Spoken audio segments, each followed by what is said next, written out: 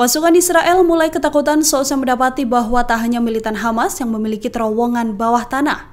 Dari pencarian, pasukan Zionis mendapati bahwa Hezbollah juga memiliki jaringan terowongan panjang dan juga luas.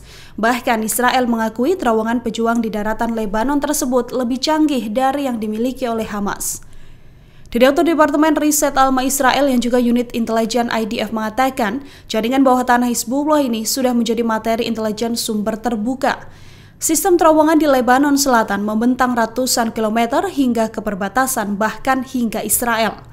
Hal ini membuat peluncur bisa menembakkan rudal berpemandu presisi lalu menghilang bak hantu yang tak terlihat. Riset ini juga mengidentifikasi ada beberapa jenis terowongan Hezbollah, di antaranya adalah terowongan besar dan panjang yang mengarah ke daerah satu dan lainnya, sehingga seseorang kemudian bisa melintas dengan kendaraan atau truk sedang. Yang kedua adalah terowongan taktis yang dimaksudkan agar orang-orang hanya dapat bergerak dan dalam keadaan ekstrim dengan sepeda motor. Terowongan taktis ini terletak dekat dengan desa-desa dan terowongan ini memungkinkan pejuang untuk berperang dari bawah tanah kemudian menembak dari terowongan dan menghilang. Ada pula terowongan yang digali untuk menempatkan bahan peledak yang sudah pernah membawa kehancuran bagi IDF.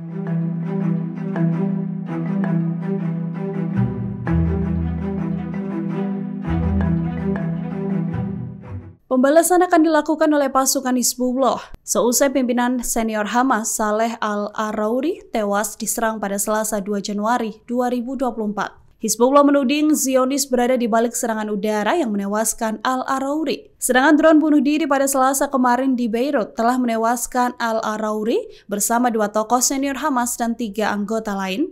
Hezbollah menegaskan bahwa saat ini pelatuk sudah di ujung dan akan dilesatkan ke kelompok Zionis. Pemimpin Hamas Ismail Haniyeh telah mengeluarkan pernyataan keras melalui televisi yang menyebut pembunuhan pemimpin Hamas Saleh Al-Arouri di Lebanon sebagai pembunuhan. Haniyeh menyalahkan Israel atas serangan pesawat berawak yang menewaskan Arouri di Beirut. Ia mengatakan pembunuhan pemimpin Al-Arouri dan saudara-saudaranya oleh pendudukan merupakan tindakan terorisme. Saat ini, tentara Israel juga sedang dalam kewaspadaan tinggi seusai pasukan IDF menembak mati pimpinan senior Hamas Saleh Al-Arouri dalam ledakan di Beirut pada Selasa 2 Januari.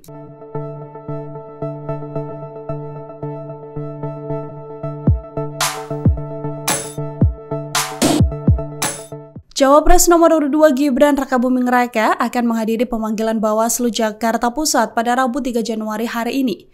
Gibran bersikeras mendatangi panggilan Bawaslu Jakpus dan nantinya ditemani oleh ex-pimpinan Bawaslu Republik Indonesia.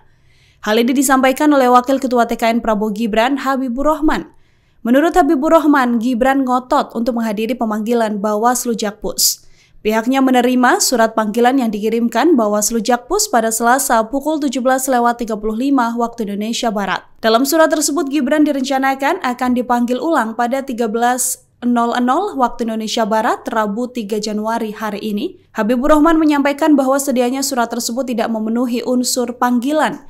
Hanya saja putra Presiden Jokowi ini mengaku menghormati langkah Bawaslu Jakpus. Rencana Gibran nantinya akan ditemani oleh Wakil Komandan TKN Prabowo Gibran, sekaligus mantan Komisioner Bawaslu RI Fritz Edward Siregar, dan Wakil Ketua TKN Prabowo Gibran, Habibur Rahman.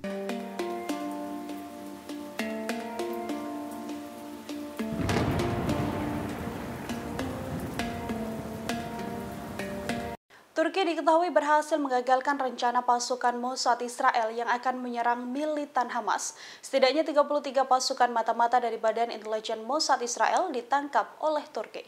Dikutip dari VOA, media Turki melaporkan bahwa para tersangka ditangkap dalam penggerebekan yang dilakukan di 8 provinsi di sekitar Istanbul. Mereka dilaporkan melakukan misi melakukan penculikan dan juga pengintaian. Dari laporan, mata-mata Mossad ini juga menargetkan warga Palestina, termasuk anggota Hamas yang ada di wilayah Turki. Badan Keamanan Turki masih mencari 13 tersangka lain yang diduga telah melakukan spionase internasional atas nama Israel. Diketahui hubungan antara Turki dan Israel memburuk tajam setelah pecahnya perang Israel dan juga Hamas. Presiden Turki Erdogan juga telah berkali-kali mengkritik Perdana Menteri Israel Benjamin Netanyahu. Ia pun menuntut para komandan dan pimpinan politik Israel diadili atas perang di jalur Gaza.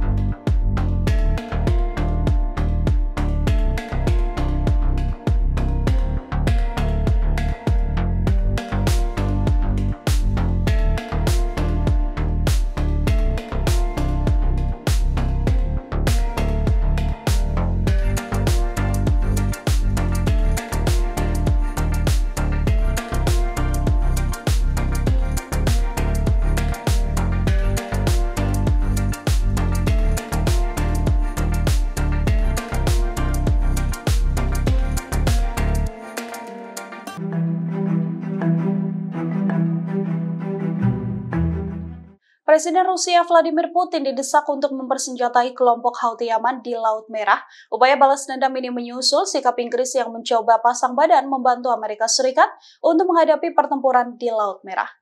Desakan pada Vladimir Putin ini dilakukan oleh sebuah majalah Rusia. Dalam rilisnya, media ini meminta Vladimir Putin bersikap untuk membantu Houthi sebagai bentuk balas dendam. Hal ini berkaitan tuduhan Moskow bahwa Inggris dan Amerika Serikat sebagai dalang dari serangan Ukraina terhadap kapal Rusia pada 26 Desember lalu. Majalah Rusia ini juga menyebut hubungan baik Rusia dengan Iran membuat Houthi Yaman selama ini tidak mengusik pergerakan kapal Moskow di Laut Merah. Diketahui sebelumnya Inggris secara terbuka menabuh perang dengan Houthi Yaman. Hal ini terjadi setelah Houthi menyerang beberapa kapal dagang yang diduga terkait Israel di perairan tersebut. Dalam sebuah pernyataan, Menteri Pertahanan Inggris, Grant Sharp, juga mengatakan London bersedia mengambil tindakan langsung terhadap Houthi. Peringatan London datang di tengah meningkatnya ketegangan di jalur pelayaran di Laut Merah. Helikopter Angkatan Laut Amerika Serikat menembaki Houthi yang berusaha menaiki kapal kargo hingga menyebabkan 10 anggota milisi ini tewas atau hilang.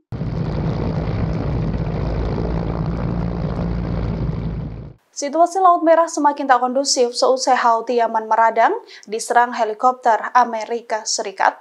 Houthi Yaman kini juga makin menggila dengan melancarkan bom ke kapal minyak yang sedang melintas. Dari laporan Al Jazeera pada Rabu 3 Januari 2024, perusahaan keamanan maritim Inggris mengatakan kapal kontainer berbendera Malta diserang oleh Houthi. Ada 3 ledakan muncul sekitar 15 mil atau 24 km barat daya Al-Maka atau Mocha, Yaman.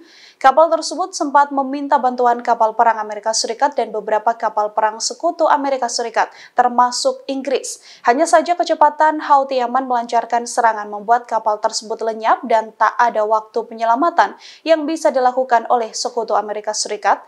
Setidaknya 3 rudal dilesatkan dari arah Taiz di Yaman oleh Houthi. Eskalasi konflik di Laut Merah diketahui memanas sejak beberapa waktu terakhir. Hal ini seusai Houthi Yaman berjanji menembak dan menghancurkan semua kapal yang berkaitan dengan Israel di Laut Merah. Puncaknya, pertempuran sengit terjadi antara helikopter Amerika Serikat dengan kapal perang Houthi Yaman, yang mana pertempuran ini membuat beberapa pasukan Houthi tewas.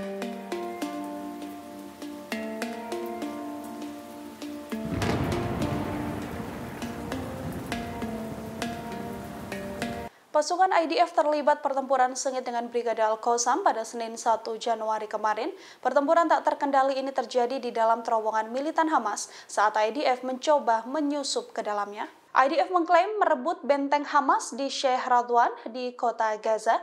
Pasukan khusus IDF pun terlibat operasi di dalam jaringan terowongan tersebut dengan Brigade Al-Qassam. Pertempuran sengit ini tak terhindarkan. IDF mengklaim bahwa pos terowongan timur Hamas terdiri dari 37 bangunan dan terletak di jantung penduduk sipil yang dekat dengan tempat tinggal dan kompleks masjid. Benteng strategis ini digunakan oleh divisi intelijen Hamas dan unit lain dari kelompok pro-Hamas untuk menyerang pasukan Israel. Dalam aksi penggerebekan, Brigade Lapis Baja ke-401 menemukan bunker sedalam 20 meter yang menjadi pusat komando Hamas. Batalion Brigade Givati juga menemukan 5 terowongan lain yang saling terhubung di bawah tanah.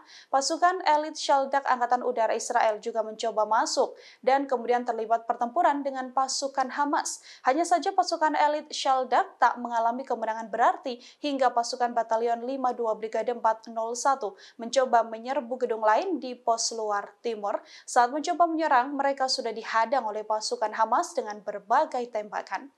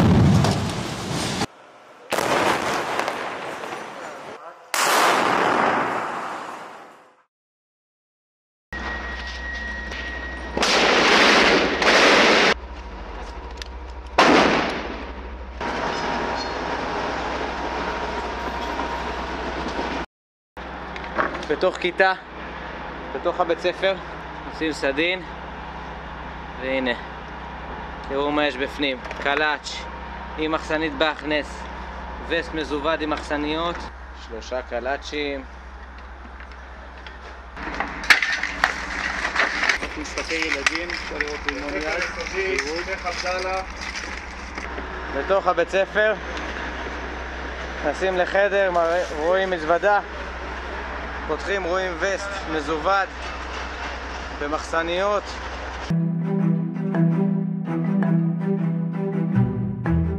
Isu perpecahan pasukan militer Zionis menjadi topik hangat di internal menteri-menteri Israel. Hal ini seusai muncul informasi bahwa pasukan udara Israel enggan membantu pasukan pertahanan IDF untuk mendukung serangan darat. Isu dan pertanyaan tersebut pertama kali disampaikan oleh Menteri Permukiman Sayap Kanan Orit Stroch dalam pertemuan kabinet minggu ini. Ia menyebut ada perilaku pilot Angkatan Udara Israel yang enggan membantu operasi pasukan darat di jalur Gaza. Ia mengatakan ada pilot yang menolak melakukan pengeboman karena alasan hati nurani, sehingga pilot pasukan udara tersebut tidak memberikan support serangan musuh pada pasukan darat. Pertanyaan dari Stroch ini kemudian membuat perdebatan panjang karena dianggap tanpa bukti. Pasalnya selama ini Menteri Kabinet mendapatkan informasi bahwa Angkatan Udara Israel selalu memberikan dukungan intensif pada pasukan darat.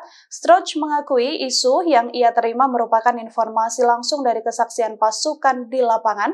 Menanggapi ini, Mayor Jenderal Eliezer Toledano mengatakan, klaim Stroch adalah pertanyaan yang mengerikan. Eliezer menyebut sepanjang perang memang tingkat bantuan pasukan udara pada pasukan darat belum dibutuhkan, sehingga belum pernah terjadi. Download Tribun X sekarang, menghadirkan lokal menjadi Indonesia.